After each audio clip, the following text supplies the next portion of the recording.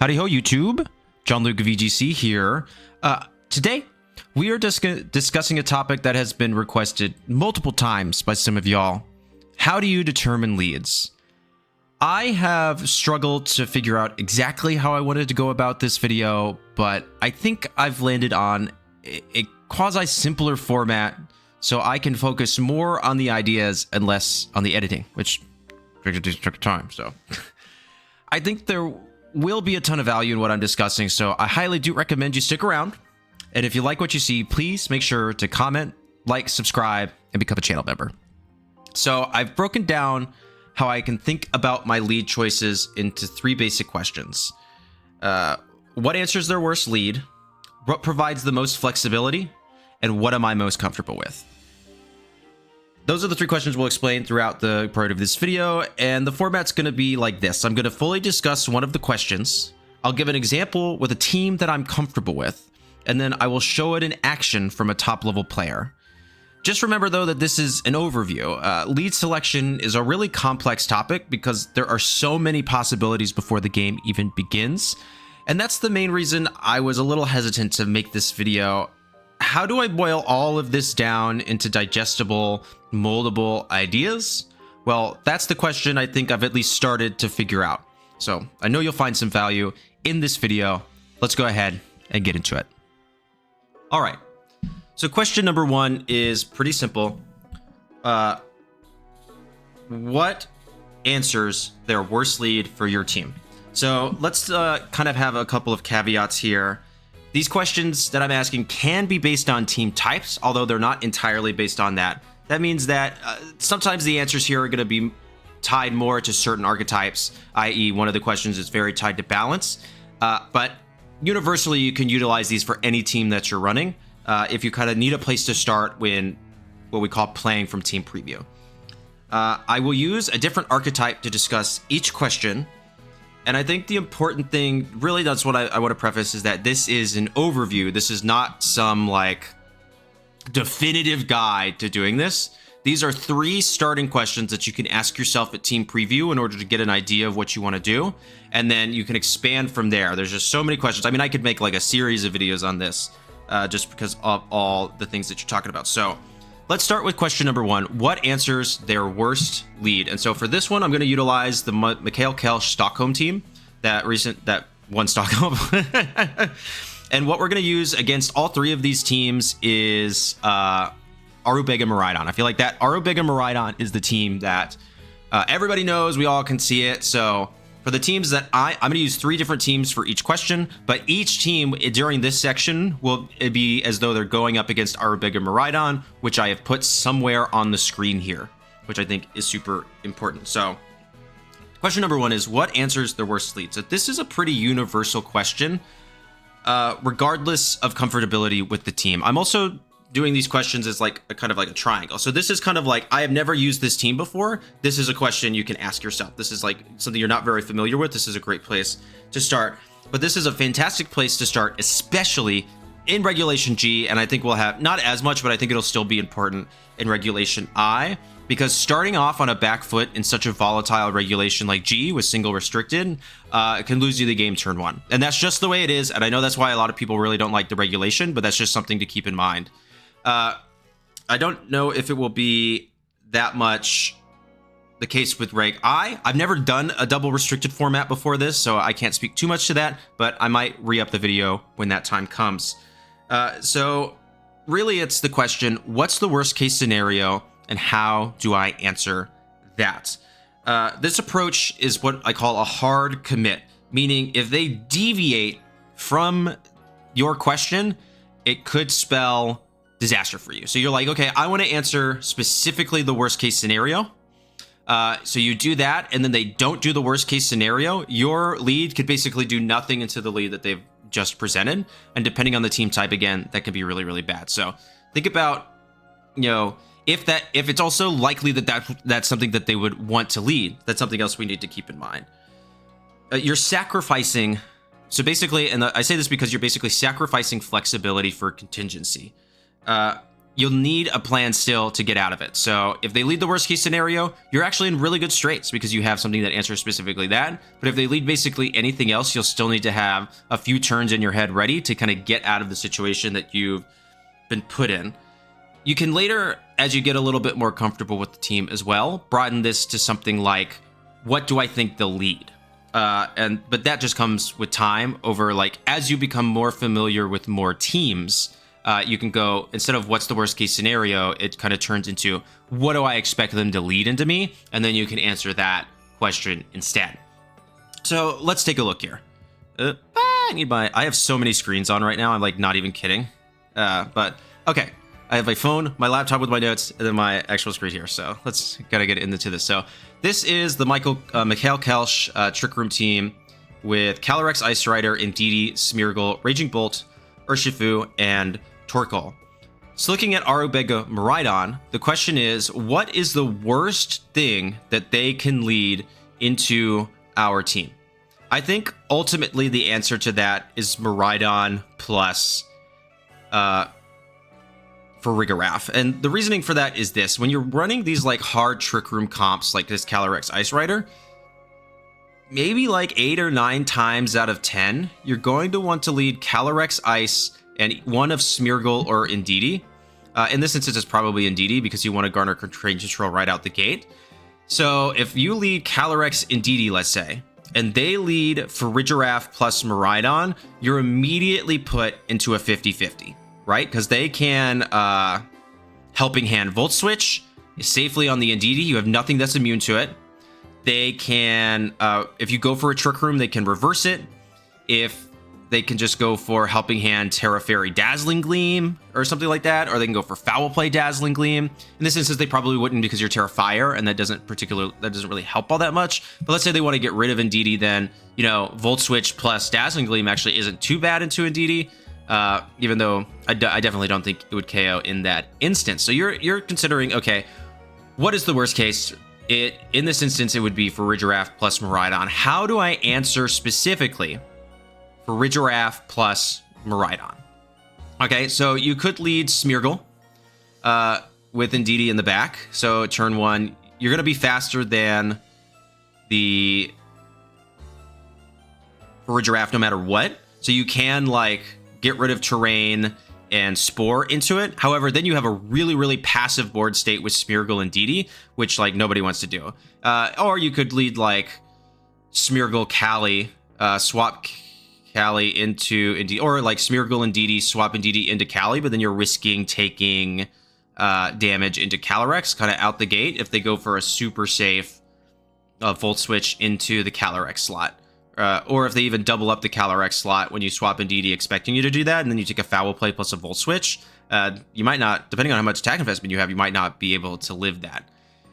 You could lead something like Urshifu Smeargle, and then Follow Me and Wicked Blow into the Farigiraf, but let's say they read that, right? They can swap into Iron Hands and pretty safely take a Wicked Blow and get a super free Volt Switch into either Smeargle to break the Sash, or Urshifu to probably KO it. I mean, this is max HP, so it'll probably live just like a standard Volt Switch, but it's not going to appreciate it. But because most likely you're not going to want to click Fake Out with Farigiraf on the field. And then again, it's like, okay, if I want to lead Smeargle plus, I want Smeargle and Indeedee on the field so I can stop, safely Spore, you're in an incredibly passive board state, which isn't particularly good. So if it was me, and I was like, okay, I'm going up against Arubega Miraidon, right? I really want to counter Miraidon plus Farigiraf. What do I lead? I would probably lead something like Smeargle and Calyrex, or Indeedee and Calyrex. And the reasoning is this. So you're basically going to have to play the 50-50 no matter what. Do they Trick Room? Do they Foul Play?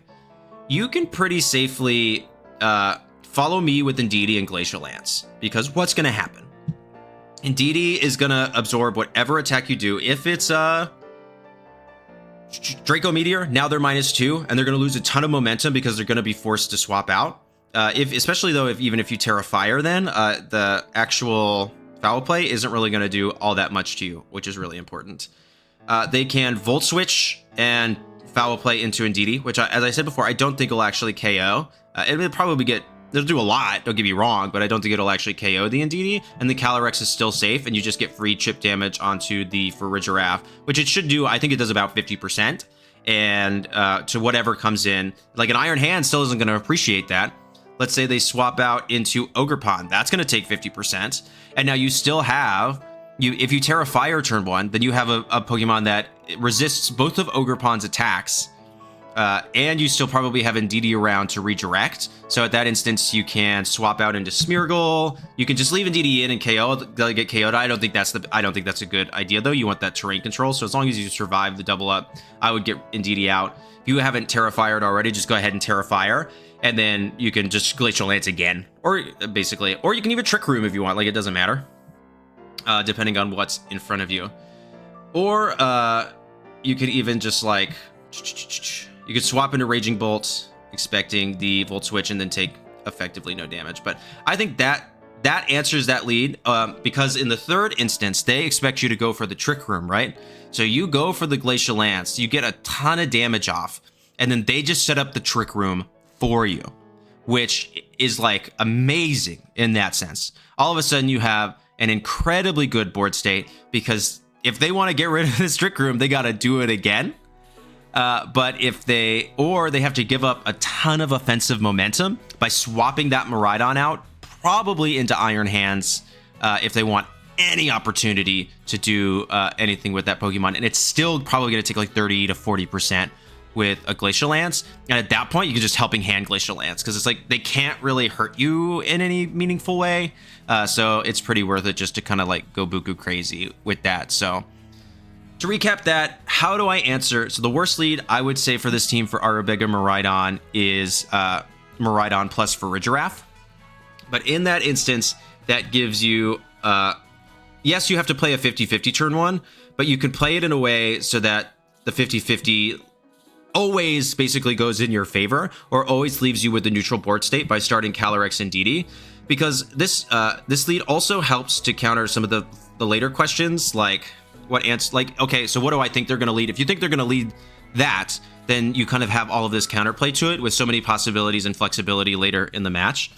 Or like, let's say you think, okay, I'm Terra Fire, so they're going to lead like Miraidon, Urshifu, you know what I mean? Just to get a bunch of damage off. Well, even if they KO you with the a Draco Meteor into Indeedee, which I don't think they will, then you're not really going to take all that much from a Surging Strikes, and then you're just going to get a ton of damage off, and now they're -2. So these two together really kind of halt any momentum they could have, and then we would need to readjust to like, what's the worst case scenario for these two specifically? And I actually don't think it's really all that bad of a lead for you if you lead these two. So that's what would be going through my head as I'm looking through team preview.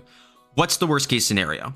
I really want to get Trick Room up, so it would be Miraidon, which can safely pivot out into another Pokemon, one that's more advantage for their board state, and Farigiraf, which can reverse my Trick Room or deal super effective damage with foul play.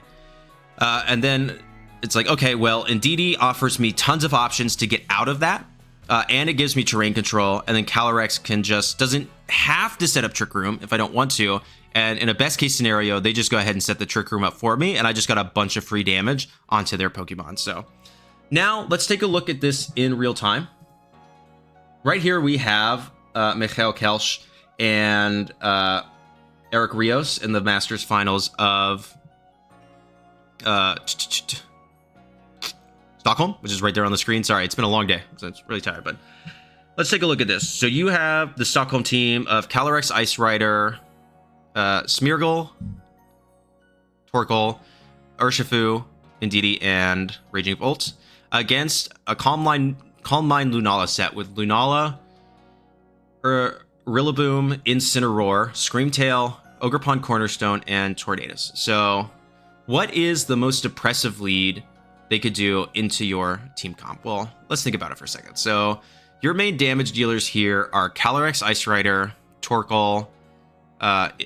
You actually have a lot of main damage dealers, Urshifu, and Raging Bolt. So if my goal here is to really set up Trick Room, so I'm going to lead something like and Mikhail Kelch talked about this in his team report later with the team, he's basically always going to lead Kali Ice and Smeargle. What's the worst case here? In that instance, I would say maybe, well, Ogerpon Cornerstone is really, really strong because you can't spore it with Smeargle. You can redirect any spores you want from Smeargle onto it. You can't KO it in a single hit. And it offers super effective damage into the Calyrex Ice Rider no matter what, considering it's Terrifier. So Cornerstone Ogerpon plus Friend would be really, really bad. So you could even say it's going to be like Cornerstone Ogerpon plus Incineroar. I think that would be the worst case scenario for a lead like that, because you can only fake out one of these two. And I can't remember if the Incin had what moves the Incin had, if it had Will-O-Wisp or if it had Fake Out. I mean, Flare Blitz. Let's see real quick. Can I see the teams? Here we go. Maybe. Just gotta refresh this. I need my things on. Let's see here. Hang on. It had Flare Blitz. Okay, so no Will-O-Wisp, which I think is actually really, really good for Mikhail here. But it can basically go for a Flare Blitz, it can go for a Fake Out, it can go for a Taunt, and basically nullify Smeargle entirely, which would be really, really bad. Okay, so let's say the worst case scenario is Ogerpon plus Incineroar. What do I want to lead in order to answer that? Well, Urshifu, while good into Ogerpon, is actually good into Incineroar, but if you wanted to go for like a Fake Out into, or a Close Combat into this thing, you're still going to get intimidated by it, and you still can't KO it with a single Close Combat or Wicked Blow.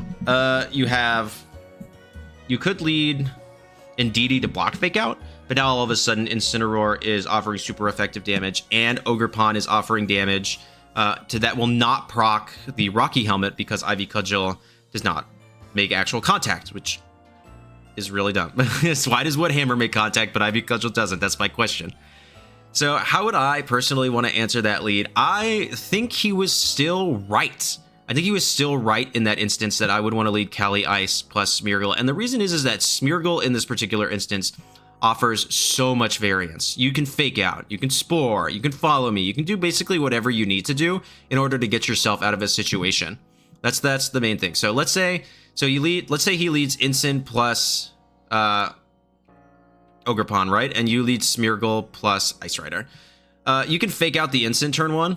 That'd be really safe. You could Fake Out the Ogerpon, Terrifier, and Close Combat the Incin turn 1 if you wanted to. That would also be pretty safe because then the Flare Blitz is doing not very effective damage. And in this matchup, I think you're going to Terrifier this thing every time, no matter what. Like, it doesn't matter.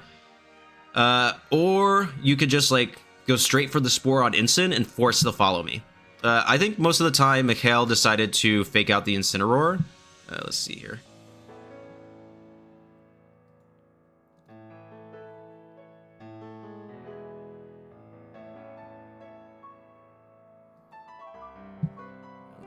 Let's go back. I want to see the first turn of the first match. Nope, I don't know how to use computers.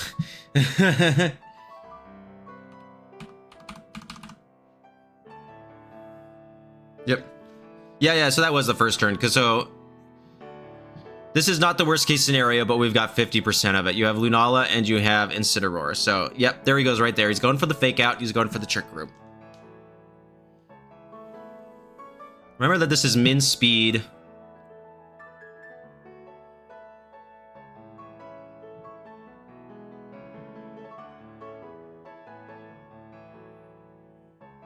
Yep.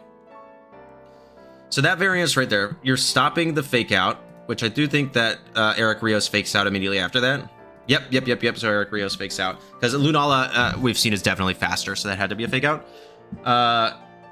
you're immediately he's getting himself out of the situation by stopping the biggest threat for a single turn. He can't stop Lunala from calm minding here, but we've seen on he knows this. He has to know this by now, but he has enough bulk to survive at least one, probably two, +1 Moongeist's Beam after Terrifier. So that's something important. So he's thinking this covers the worst lead and is still not all that bad in the moment. Because if this was an Ogre Pond Cornerstone, let's see this. So you have Instant and Ogre Pond Cornerstone here, right?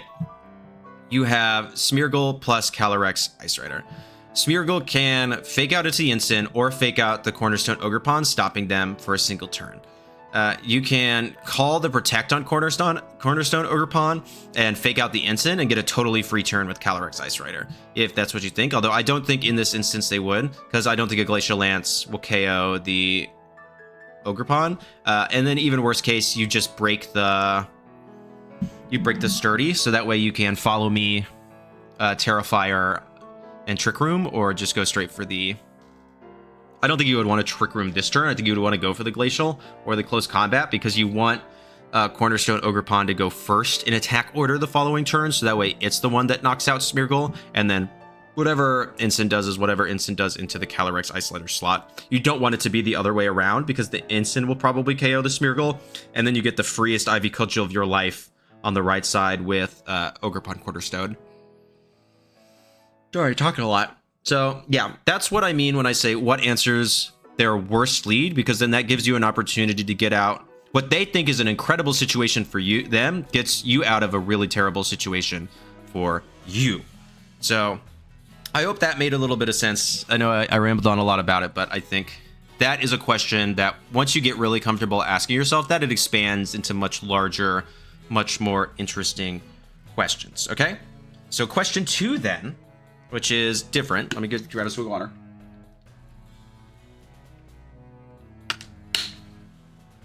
Is kind of another extension off what probably one of my favorite playstyles, Balance. What offers the most flexibility? Okay, so and we're gonna see that when we're playing pretty standard Balance teams. Oh, I think I forgot to get. What was I gonna do here?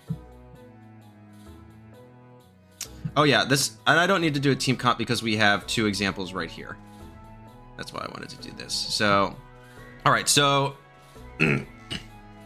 what provides the most flexibility? You're gonna see this primarily in any team, but I think the easiest way to think about this is with a standard Balance, Instant, Rilla, Ursh, that kind of stuff.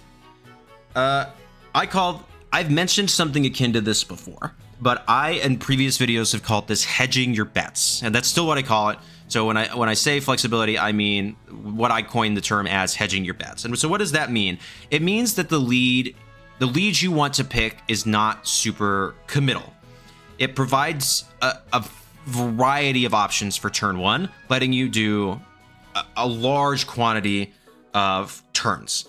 On Balance, so what we're going to look at here, you're usually going to see this with 1 or even 2 pivot Pokemon. What pivot means is that a Pokemon that can manually swap out, preferably slower than your opponent's Pokemon. We're thinking Incineroar with Parting Shot, Rillaboom with U-Turn, or if you want a fast one, you have Scarf Ursh with U-Turn as well. But it doesn't just mean Balance. It could be anything. You're not afraid to hard swap turn 1. I've done it a lot where you lead 2 Pokemon, one of them's bad, but you have a resistance to what the worst case scenario for that Pokemon would be in that instance, that you can swap in pretty safely and get some free damage with the other slot. You can also utilize this to allow you an opportunity to scout, either with a double protect or fake out. So like if you're playing a team comp that has double protect against Arabiga Miraidon for chance, then if they lead Miraidon, there's not a ton of ways, unless they specifically lead like Miraidon plus Whimsicott, that they can punish a double protect. So you can scout what they lock into with Miraidon. So that's kind of the thing to think about.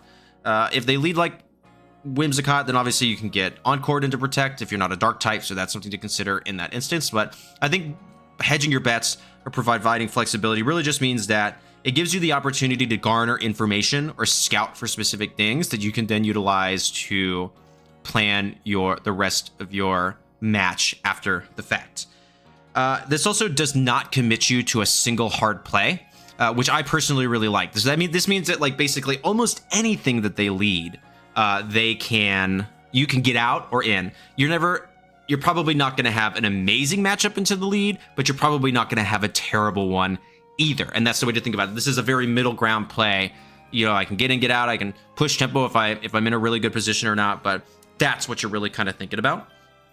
And it's really, really incredible in the balance v balance matchup, which is something we're going to go ahead and look at right now. So I said that we were going to use Arubeg and Miraidon for these, but in this instance, we actually have two balanced teams against each other. So I thought this was a really good instance that we could just review both of them at the same time. So let's take a look first.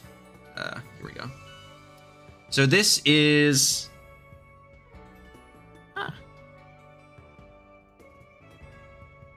And I know that's James Beck, obviously. So this is Raghav Malavia, I think, who's running Cornerstone, Ogerpon, Heatran, Incineroar, Rillaboom, Terapagos, and Screamtail versus James Beck, who's running Calyrex, Shadow Rider, Clefairy, Rillaboom, Incineroar, Urshifu, and Mienshao at the Vancouver Regionals earlier this year in Regulation G.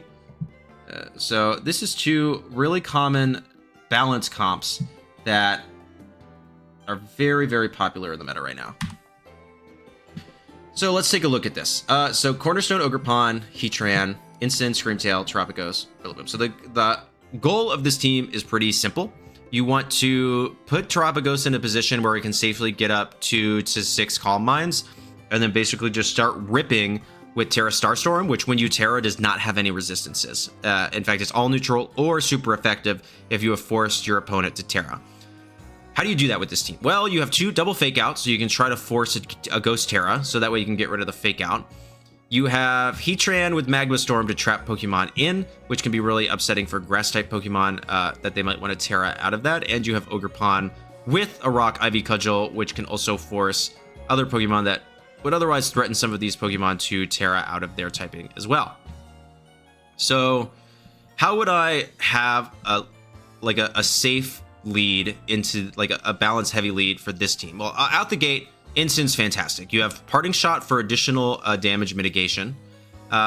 You have Will-O-Wisp if you can just get like free damage onto a physical attacker, and you have Fake Out if you want to fake something out to stop it from doing, you know, X, Y, and Z, and then utilizing something with the partner. So let's say we led something like Incin, Ogerpon, Cornerstone, right? And I wanted something that provides me a lot of flexibility. With Incineroar out the gate, I already provide a ton of variance, just like I said that Smeargle did. So I can Fake Out an opponent and get a free Ivy Cudgel off, or Power Whip. I can Will-O-Wisp an opponent and just go for damage into X, Y, and Z, because remember, Cornerstone will not go down to a single attack, and most run enough defense to always survive a specific Surging Strikes calc.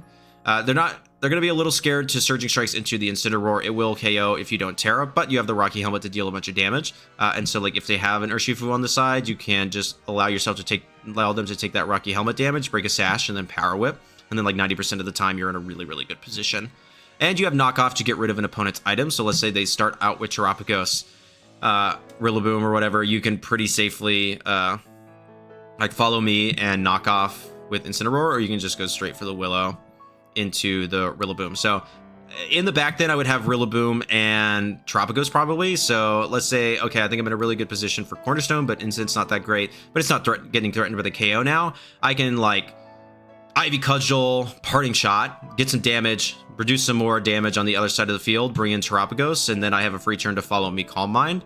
Or I can bring in Rillaboom to Fake Out and then attack again with Cornerstone. But you'll see this combo a lot with Terapagos specifically. So if I lead like Incineroar Terapagos, it gives me the ability to Fake Out Calm Mind, Will-O-Wisp Calm Mind, Parting Shot, Knock Off, whatever.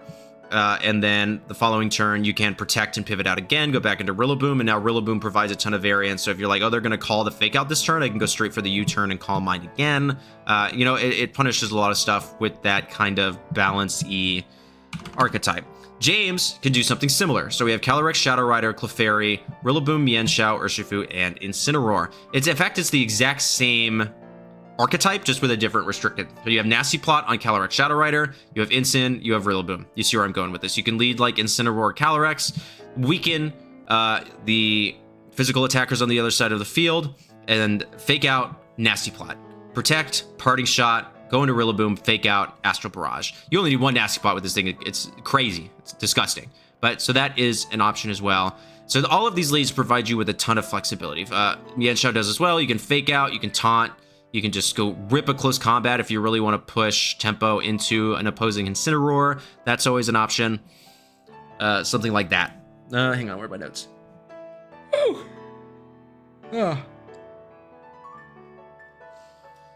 But yeah, so ultimately, when you're playing these kinds of archetypes and you want to ask yourself what provides me the most flexibility, that's what I'm thinking about. What gives me the most variance and allows me to get out of a lot of situations without hard committing to an expected lead, so that I'm never probably in like an incredible position turn one on the board state, but I'm never in a terrible one either. And I think that's fine, because these games are all about positioning anyways, so asking yourself this question is totally valid, because then you can get yourself into the board state you need once you learn how to push tempo, do all of this kind of stuff with balance that I personally really enjoy. My favorite play style. I could talk about balance play forever. I think it is the best play style. It has the strongest teams, that kind of stuff.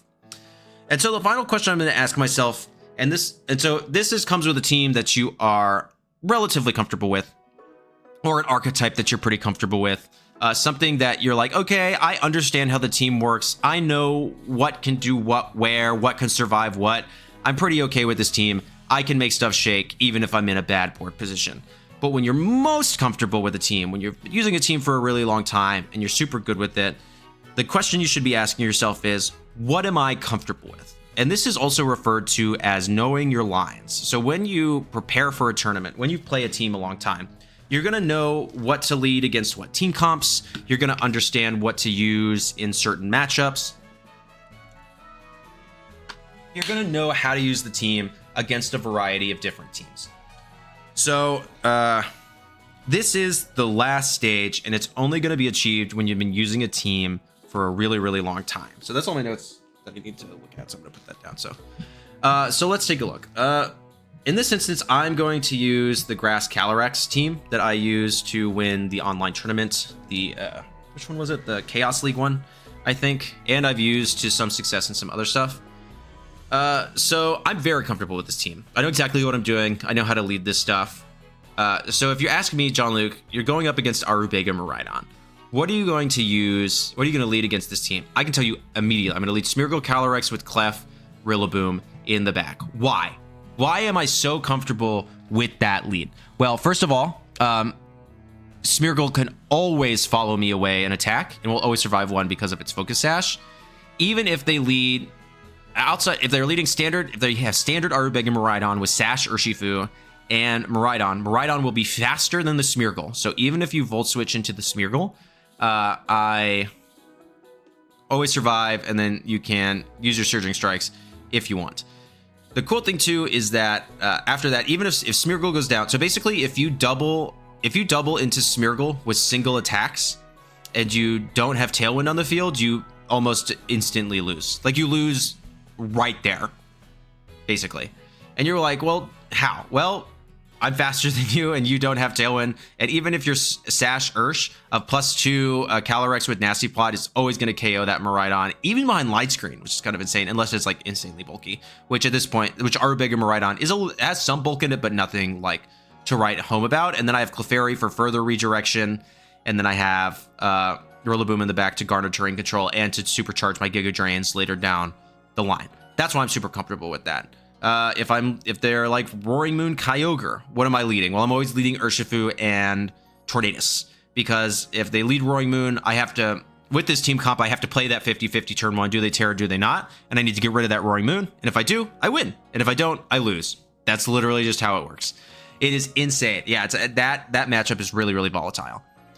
So when you get really comfortable with the team, you're just going to be able to know what you need to use in front of an opposing Pokemon. So what are you comfortable with? Okay, I'm very comfortable with any board state position when I lead X and X. That's what I'm going to lead this team into. This is when you get really, really comfortable with the team. So against Arubega Miraidon, I would always lead Smeargle Calyrex, because I know that only one lead and one play can punish that. and it is Terra Fairy, Dazzling Gleam, Miraidon plus Tailwind from Whims. But even then, 2 Dazzling Gleams does not KO Calyrex Shadow Rider. So I can Follow Me and Astral Barrage the following turn, or just Terra Grass, Giga Drain into Miraidon if they're Terra Fairy, get my health back, and then Follow Me, and then the following turn I can go into Rillaboom or go into Clefairy and do the exact same thing. It's kind of my thought there. So, yeah. So if we take a look at me playing with this team against a Miraidon team, you'll see that's literally what I do. I was super comfortable with this. It's Smeargle, Calyrex, Clefairy, and Rillaboom in the back. Oh no. Come on, YouTube. Why are you no fun? Yep. And we look at this board state even now. So this is not a lead that they've done at all. This is actually not a normal lead, but what can they do here? They have Urshifu and Incineroar against my Calyrex and Smeargle. I can fake out the Incineroar. I can fake out you. I can Terra, Nasty Plot, fake out. I can Spore. Like, there's a ton of opportunities here for this team. I don't remember exactly what I...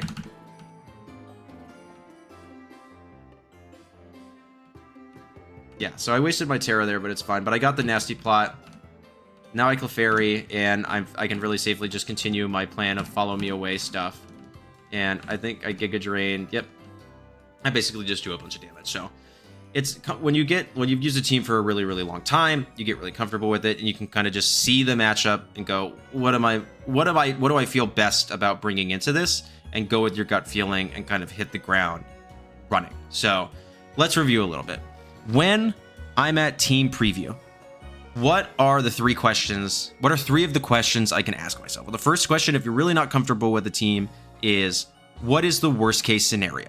Okay, what is the worst thing they can lead into my team, and how do I specifically counter that with maybe a contingency plan in the back, but understanding that I'm really prepping myself for a situation, but this could be volatile if they lead totally different from what I was expecting. The second question is what provides me the most flexibility if you're using a more balance oriented team? You know, what allows me to pivot? What can I hedge my bets on? Can I scout? Can I scout for what they're locking themselves into if they're a choice item? That kind of thing. And third, when you've used a team for a while, is just what am I most comfortable with? Unfortunately, I think the thing to say about figuring out what to lead is just about understanding more and more of the meta, especially when you're playing on ladder and closed team sheet best of 1, because you need to best know what other teams are running. So when you see 6 Pokemon, you can have a pretty good understanding about what they're going to have or what they could potentially have. So you just got to play more. Like, that's it. You've got to watch videos. You got to watch people play. You've got to play more. And over time, you'll just be able to go, okay, so they can do this and this to me. That would be bad. How do I counter that? Or what can I do to, if they have a team that has a very clear goal in mind, like my Calyrex and Smeargle one, or Aberrig's Calyrex and Smeargle one that I used, the question is how do I stop them from achieving that goal? You know, that kind of stuff. That's where you really want to kind of think about some of this stuff. So I hope this video was helpful. As I said, this topic is really, really complex. And there's a lot I can talk about on it. So I just wanted to get something out because a lot of you have asked for me to make a video on this topic. So I hope you garnered some good information from this. If you have any questions, feel free to comment down below and I will happily talk about it even more with you. If you have more questions or you want me to make another video on the topic, I can do that. But overall, thank you all so much for watching. I'm really glad that I think I made something that's really of value. Please, if you would like to see more content like this, like, comment, subscribe, and become a channel member. And let me know down in the comments if you would like to see another topic in a video kind of like this. But overall, thank you so much for watching, and I hope you know that you are appreciated. All right, peace.